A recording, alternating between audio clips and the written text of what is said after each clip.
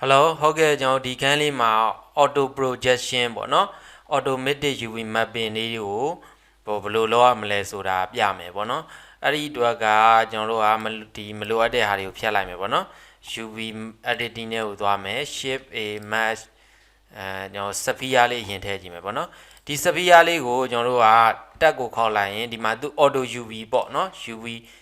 U and what ဘယ်လိုလုပ်သူ့ရဲ့ automatic ဟိုဟာပဲဖြစ်နေပါတော့ကျွန်တော်တို့ mask scene နဲ့clear scene နဲ့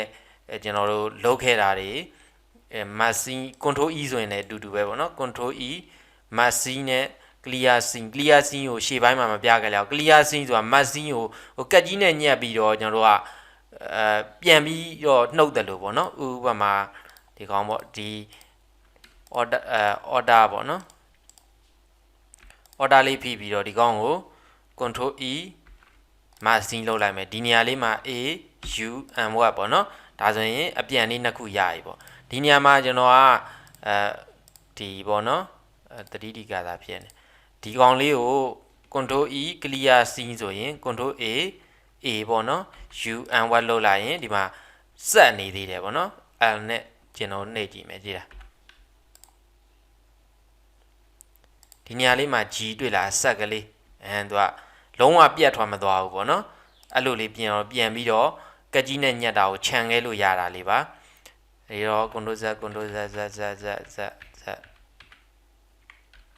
သူ့ရဲ့ auto projection အဲ့မှာသူ့ရဲ့ဟောနော် auto ပါတဲ့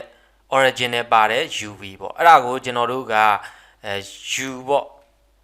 U နဲ့ကျွန်တော်တို့ကဒီမှာ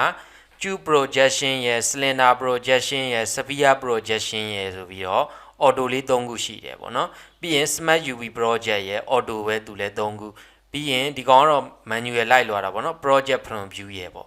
ဒီလေးခုကိုဒီ5ခုကိုရှင်းပြမယ်ပေါ့နော် Tube projection ဆိုတာ ਨੇ သူကပေါ့နော်ပေါ့နော်ဒီမှာတစ်ခု face ကိုရွေးပေါ့နော် face ကိုရွေးL G နဲ့ S ပေါ့နော်တခု L G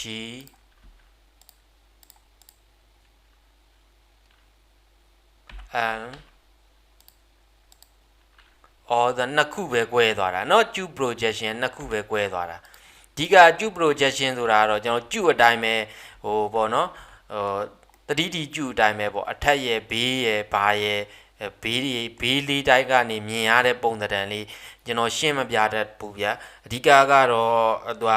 auto projection တခုပဲပေါ့နော်ကျွန်တော် UV တွေကိုကျွန်တော်တို့ကိုလောက်ထားတဲ့ဥစ္စာကကျုပ်ပုံသဏ္ဍာန်နေနဲ့သွားတယ်ဆိုလို့ရှင်ကျုပ် projection နေနဲ့လုံးလိုက်ရင်အဆင်ပြေလောက်မယ်ထင်တယ်ပေါ့နော်ဒါပေမဲ့ control E mask နဲ့လုံးသလောက်တော့အဆင်ပြေမှာမဟုတ်ဘူးပေါ့နော် U cylinder projection ဆိုရင် cylinder projection ပုံစံဖြစ်သွားပြီပေါ့နော် cylinder shape ပုံစံပေါ့အဲ့ဒါကိုကြတော့ဒီကောင်မှာမသုံးနဲ့ပေါ့နော် shape a mesh cylinder လေးခေါ်လိုက်မယ်တက်ကိုခေါက်လိုက်မယ်ဒါသူ auto ပေးထားတဲ့ဟာပေါ့နော်အဲ့ဒါကို U နဲ့ကျွန်တော်တို့ cylinder projection လုပ်လိုက်မယ်ပေါ့နော်ဒါဆိုရင် cylinder shape ပုံသဏ္ဍာန်လေးသူကသူ UV mapping လုပ်သွားတာပေါ့နော်အလုံးလေးဝိုင်းနေတိတ်အဆင်မပြေပါဘူးဒီကောင်နေနဲ့အဆင်ပြေတဲ့ဟာလေးနောက်ဆုံးတစ်ခုပြောမယ်ပေါ့နော် U and what sphere projection ဆို sphere projection အတိုင်းပဲပေါ့နော်shape a mesh ကျွန်တော်တို့ဒီ monkey လေးနဲ့ပြမယ်ဒီတကပြမယ့်ဟာကနည်းနည်းအသုံးဝင်တယ်ပေါ့နော်နည်းနည်းအသုံးဝင်တယ်ဆိုတာကတက်ကိုခောက်လိုက်မယ်ကျွန်တော်တို့က U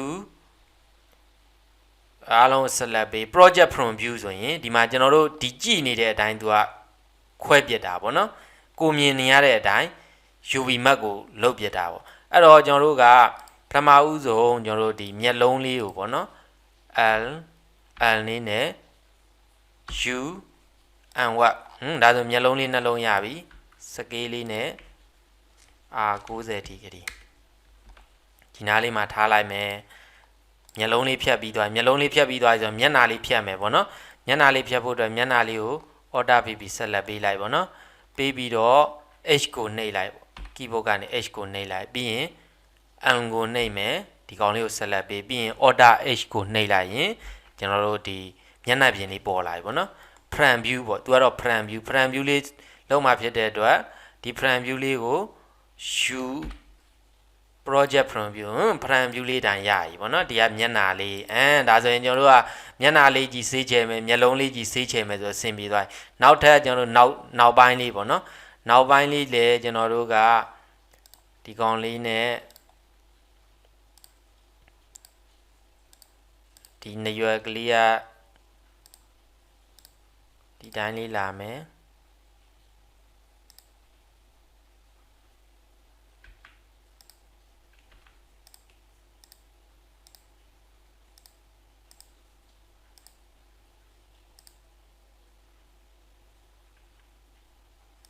ဒီတိုင်းလေး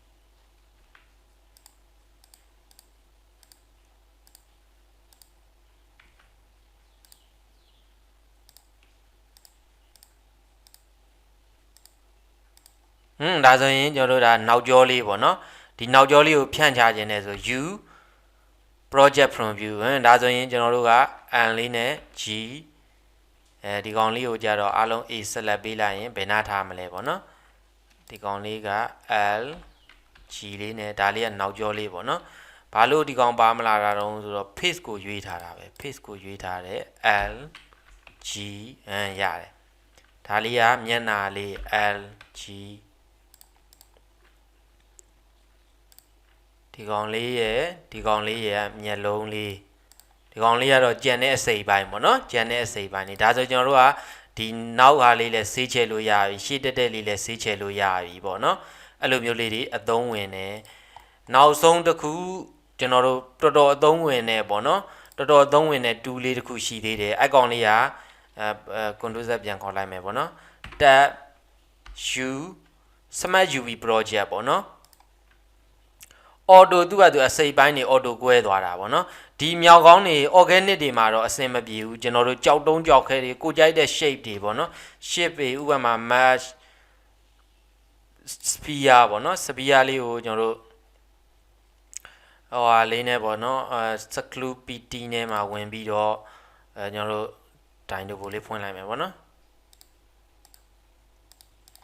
ရှောက်ပြီးတော့ပေါ့နော်ကိုစိတ်ကြဒီမှာအဆင်ပြေသလိုတွေ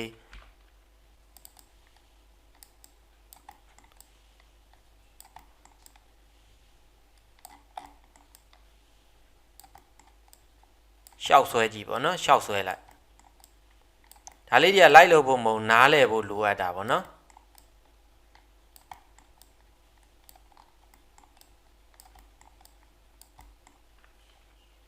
ခြီလေးနဲ့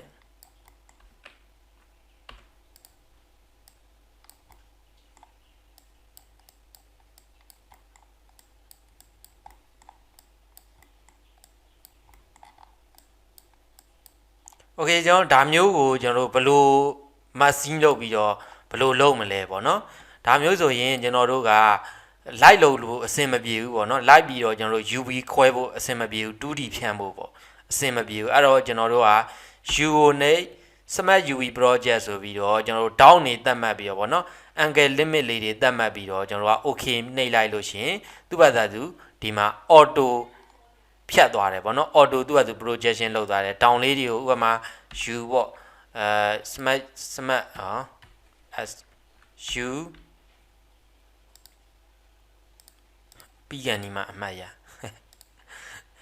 u smart uv project ပေါ့နော်ဒီကောင်လေးသွားနှိပ်ပြီလို့ကျွန်တော်က down ကနေ esc ကိုနှိပ်လိုက်တာမသုံးဘူးဆိုပြီးတော့ပေါ့နော် esc ကိုနှိပ်လိုက်တာ u smart uv project ဥပမာဒါက angle တွေ short လိုက်မယ်ပေါ့နော် angle တွေ short လိုက်မယ်ဥပမာ25လောက်ထားလိုက်မယ်ဆိုအများကြီးပြန်သွားတာပေါ့နော် down နေအများကြီးပြန်သွားတယ် u u smart uv project 100ဆိုရင်ကျွန်တော်တို့နည်းသွားမယ်ပေါ့ down နည်းသွားမယ်ပေါ့3ခုပဲဖြစ်သွားတယ်ပေါ့နော်အဲ့လိုမျိုးလေးတွေကျွန်တော်တို့က smart uv project ကိုလည်းသုံးလို့ရတယ်ပေါ့ smart uv project လေးကအရန်အသုံးဝင်တယ်နော်โอเคနောက်ခန်းမှာလည်းကျွန်တော်တို့ဒီ UV အကြောင်းလေးပဲပြောပါမယ်ဒီခန်းလေးကိုလည်းနားလည်အောင်ကြည့်ထားပြီးတော့ကျွန်တော် auto projection ထဲမှာတက်ကိုခေါက်လိုက်မယ် U